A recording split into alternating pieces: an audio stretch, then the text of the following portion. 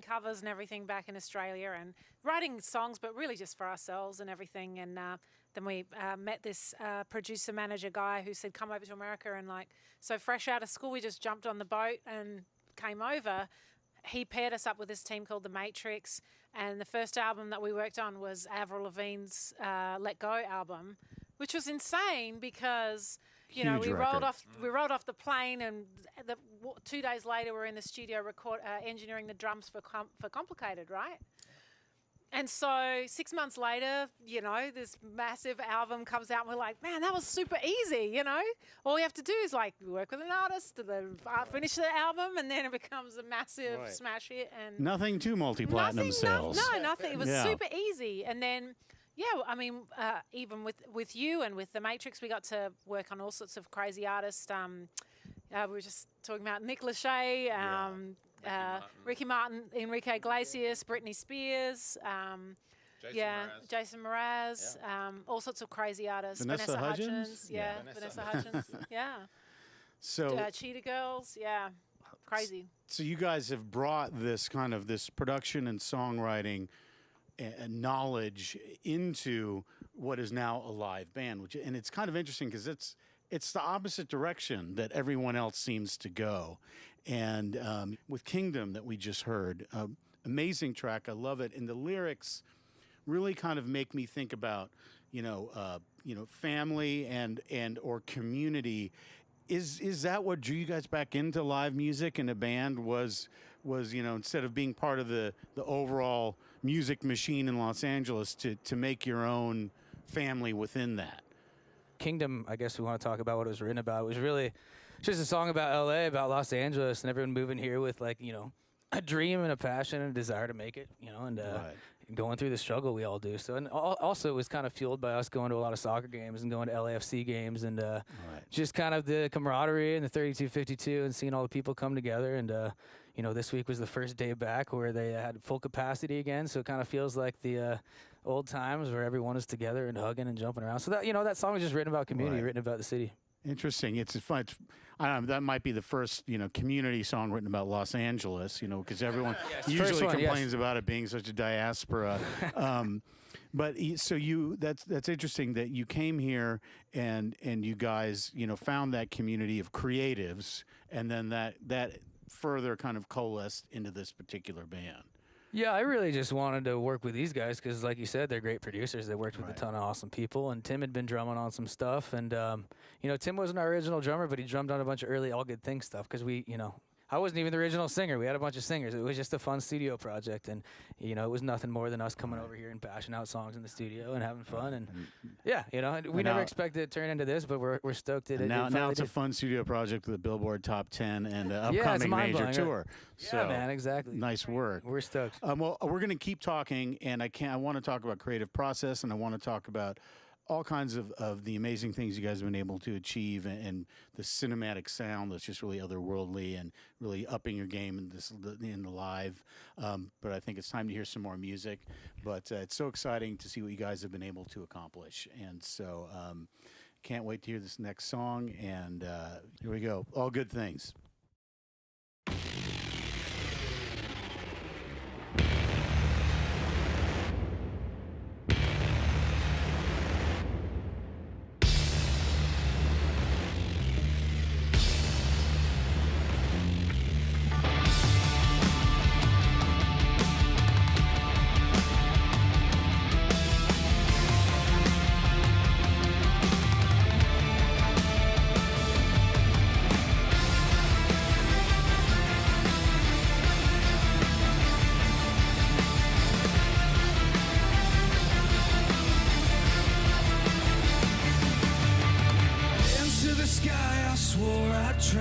Searching for a better life. They will take us far from home, far from all the things we know. Used to feel my body shake. I won't ever break another bone. We ran out of luck, I know. Now we're indestructible. There's nothing more you can do. So run if you want to. 'Cause we are machines.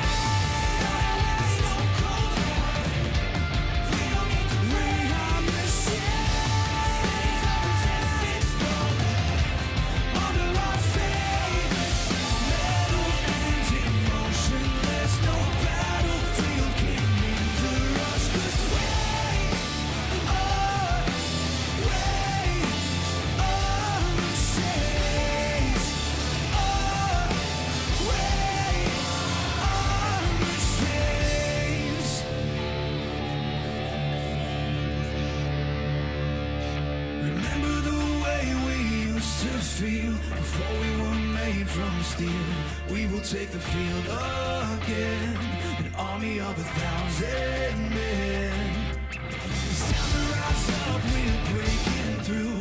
Now that we've been improved, everything has been restored.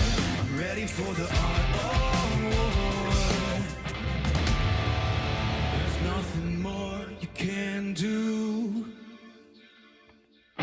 So you can run if you want to, 'cause we are machines.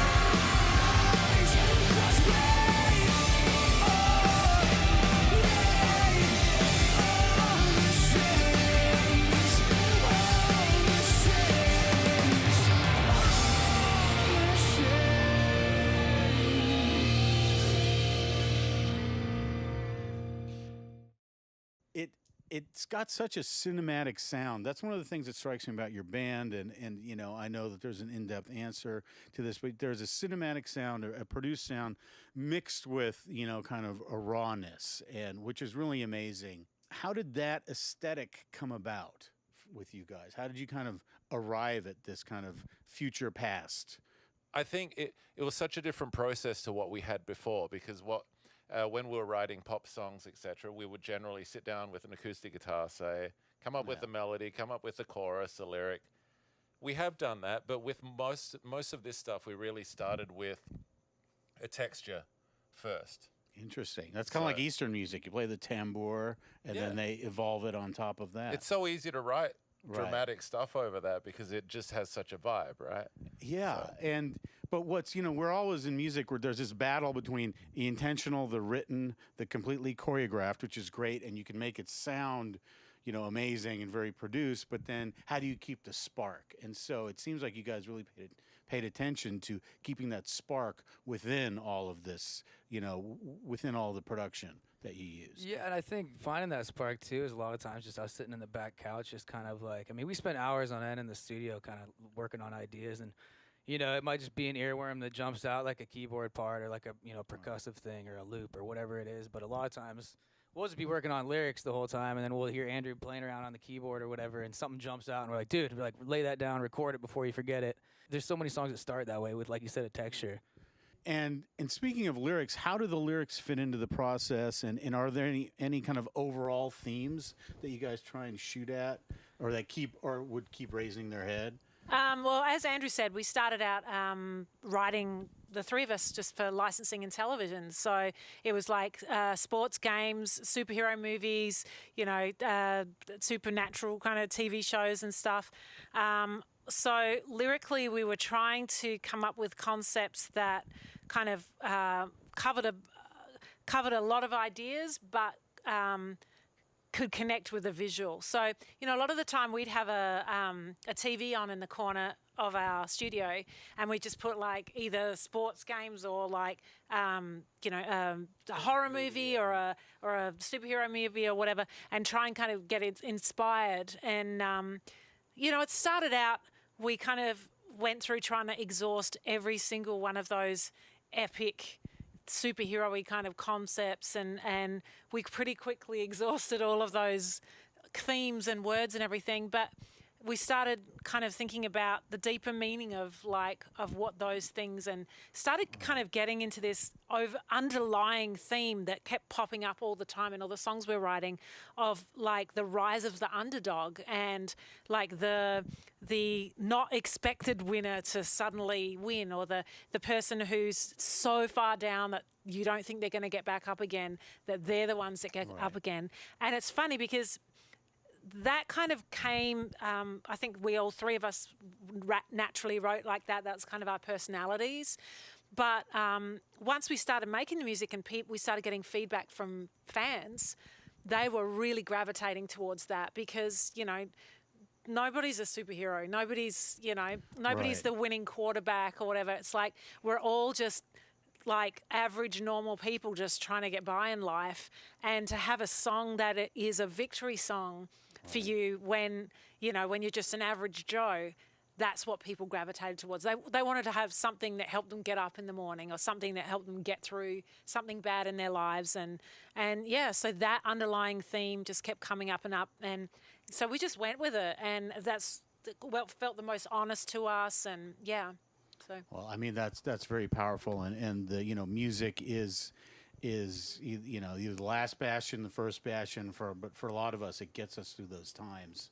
So I think that you hit upon a core theme, and it is with all the superhero stuff that we see, which is amazing. But and I know the themes of superhero movies that we're all superheroes inside, no matter what. But people don't always feel like that, and they've got to get up every day and do it anyway. And I think giving them such a cinematic score and lyrics to do that too. Totally. And frankly, really I mean, important. that was one of the reasons why we all decided to shift to like trying to do this live, like going from just a bunch of friends just goofing around in the studio to like, wow, maybe we should try playing this music out live and seeing what happens. And, we did like a couple of gigs together, and there was just such a magical connection. And then all these comments pouring in from people would share these crazy stories about like, challenges that they'd overcome or something, or listening to our music and helping them, inspire them to just get on with it and survive and whatever. And then that's when it turned from like, oh yeah, we're just making music and it's all fun, to like, wow, we're actually helping people. Like, I don't mean it to sound arrogant. Like, it's not. If people have reached out and said you helped them, then it's not arrogant. It's a fact. Yeah. But it was just, we were frankly humbled. We were just so humbled that like people were listening to our music to like get through, and we kind of connected with them in that we're just average Joes too. We're just average Joes making music and having fun that we like, and something magical comes out of it. So yeah. Well, let's go and let's hear a couple more tracks. Can't wait for some more for the live portion of the show. So here we go. Here's two more tracks from All Good Things.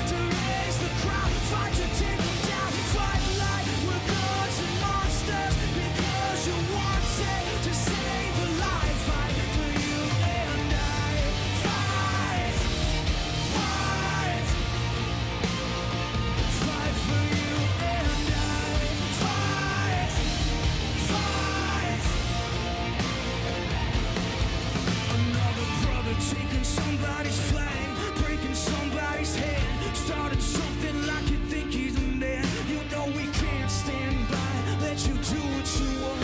Got the call, got the order, coming ready or not.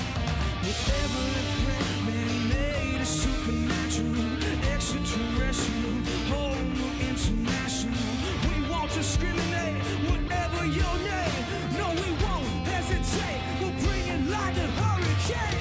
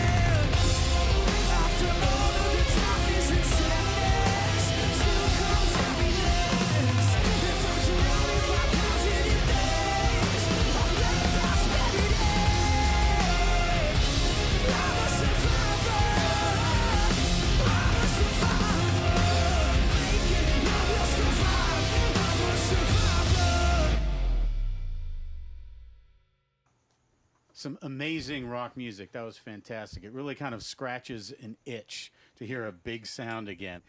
You're here because the internet basically kind of said yes. And, you know, how did that work? And, you know, you guys just came up in the most modern way to become the most old school thing, which is a rock band.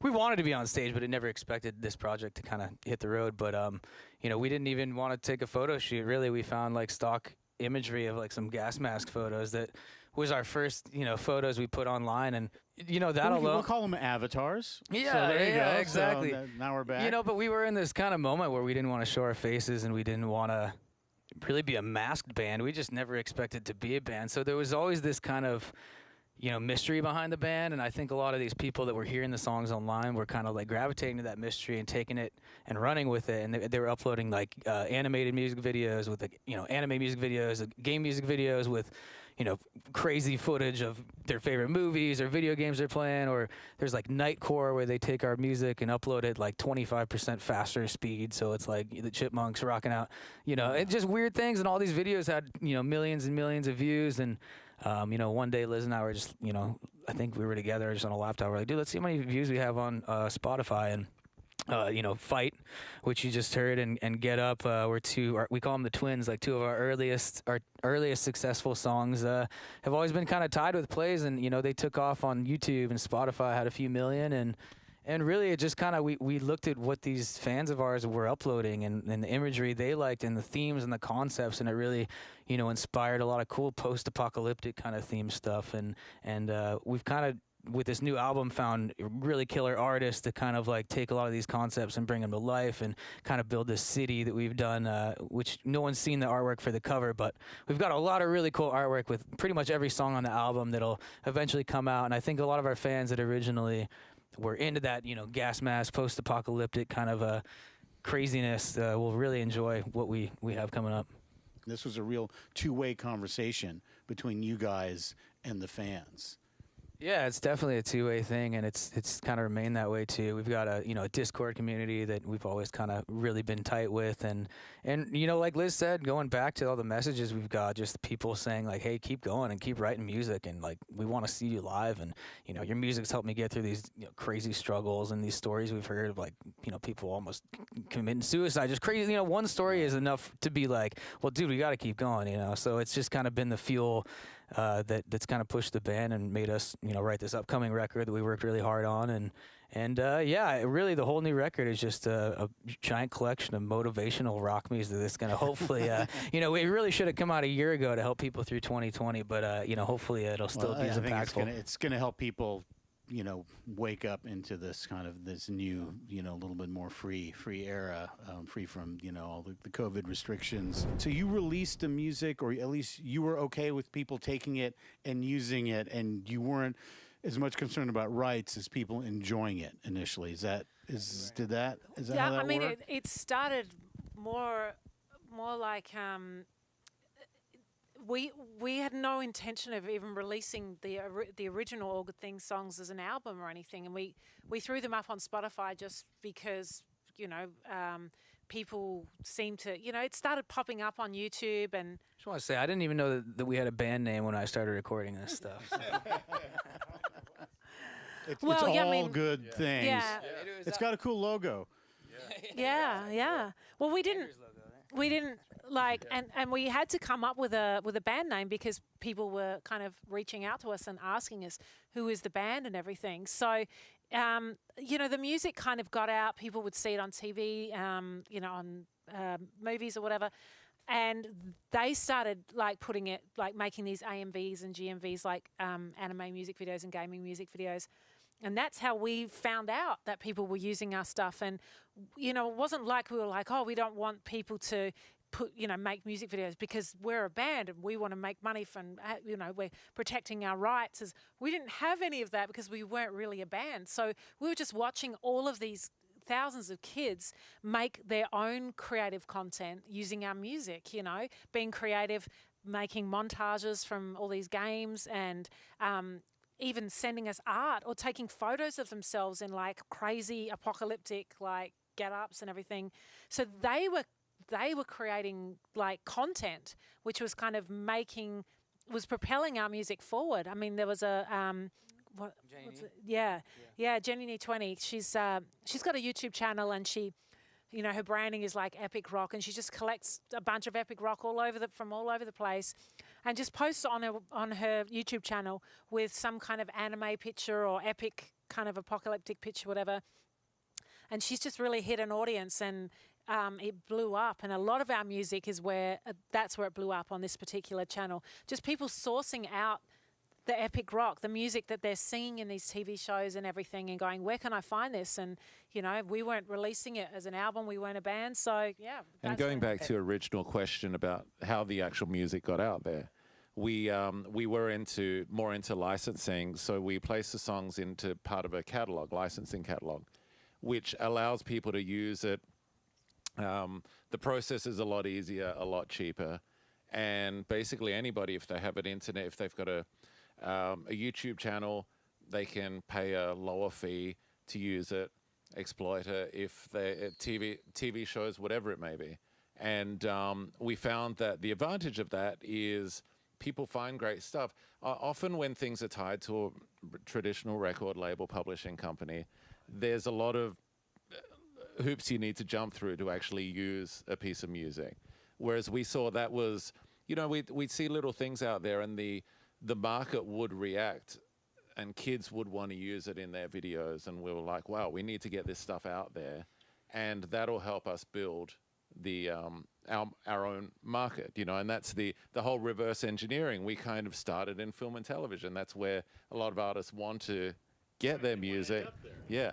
But we threw it out there, and it worked, you know. And I think talking about hoops we had to jump through with, you know, starting in film and TV, we weren't a band, so it was hard for people to find the band and realize it was the band. And these videos were uploaded by, you know, Jenny Nee 20 or AMVs and GMVs, and they didn't really say it was all good things. It was just, you know, I think there's a lot of people out there that think Jenny Nee probably wrote, you know, Get Up and Fight and For the Glory and stuff. So, and you know, even when they're watching the videos, a lot of people don't make the connection like, hey, this is a real band. So that was another thing we had to really kind of figure out how to connect the dots. And luckily with our label Better Noise, they've been great at marketing and really connecting dots for us, and and trying to turn us into a real band with fireworks and everything. Yeah, well, it's we're definitely open up now.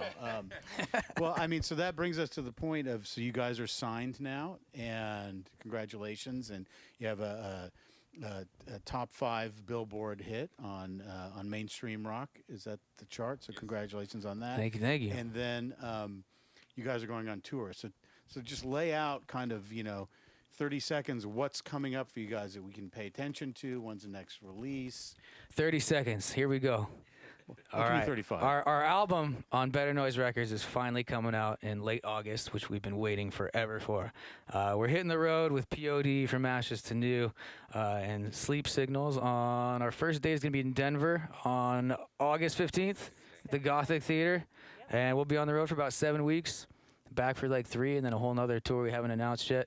But a bunch of festivals. We're playing Aftershock and, you know, Rocklahoma and Rockville and Blue Ridge, and just a bunch of really cool stuff coming up. So we're, you know, after all the years of canceled shows and canceled plans, we're finally excited to hit the road and get out there and play these songs live. The new album, we can't wait to share all this new music. It's been a really long wait for us.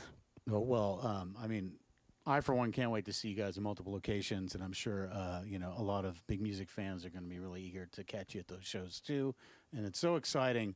But let's now check out kind of one of your first videos that you guys made during the pandemic. Tell us about that and what that was like.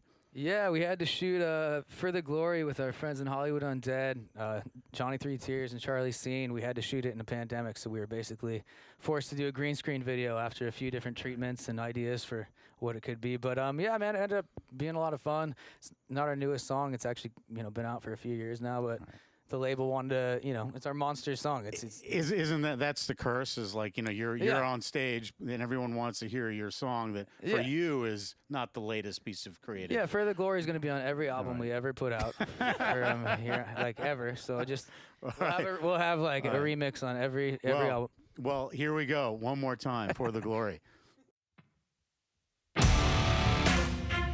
Thanks for hanging out with us. us. We are all good things. Thanks again to Big Music. This is our last song. It's called For the Glory.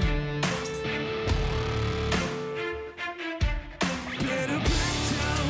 You're in my domain. Got the whole crowd screaming out our name. It's a blowout. It's a hurricane. It's over. Before you know it, while you're shaking, we're a dynasty in the making.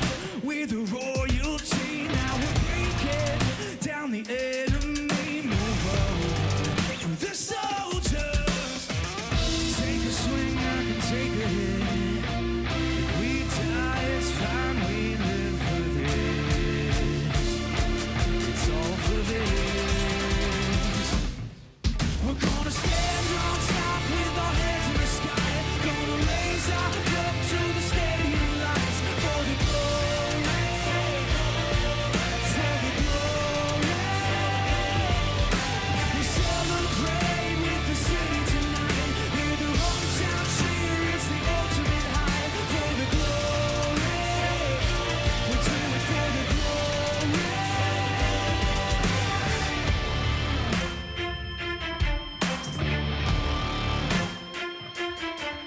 Yeah, we've waited for our time to come, calculated everything we've done, we've upgraded. Now you can't outrun a champion. Now you're facing what? Can you hear them? Yeah, it's all for us. You believe them? Yeah, it's serious. Hear the siren. We're victorious. I'm telling you. Can I get a hell yeah? Take a swing, I can take a hit. If we die, it's fine, we live for this. It's all for them. We're gonna stand on top with our hands in the sky. Gonna raise our cup to the stadium lights for the glory, for the glory. We celebrate with the city tonight. Hear the hometown cheer, it's the ultimate high for the glory. We do it for the glory.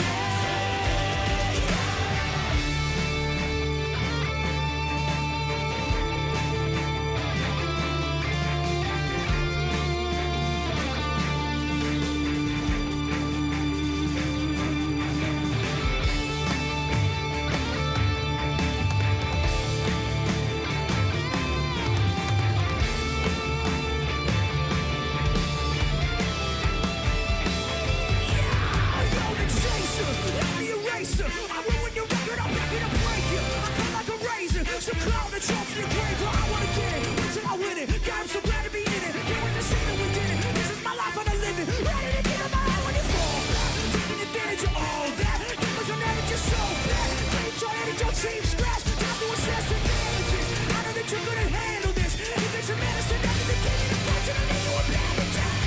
Gonna stand on top with our hands in the sky. Gonna raise our cup to the stadium lights for the glory, for the glory. We celebrate with the city tonight. We're the hometown cheer, it's the ultimate high for the glory. We do it for the glory. This is how we do it. This is what we live for. We are sound. We number one.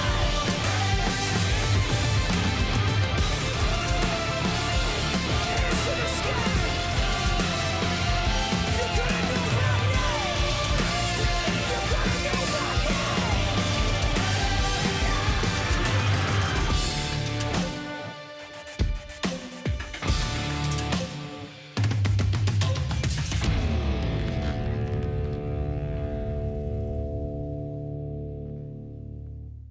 Killer. That was For the Glory. Amazing. That's I love that track and I love that video, and that's something you guys did in the pandemic. So double kudos for pulling that off. Yeah, thanks, man. It was our first video in front of a green screen like that, so it was a lot of fun. It was All good things, ladies and gentlemen. I can guarantee you're going to be hearing a lot from and about this band. Thank you, guys. Thank you so much for having us. Thanks to Big Music, and thank you guys for watching the live stream. We really appreciate it. Hopefully see you on the road, on tour in a town near you.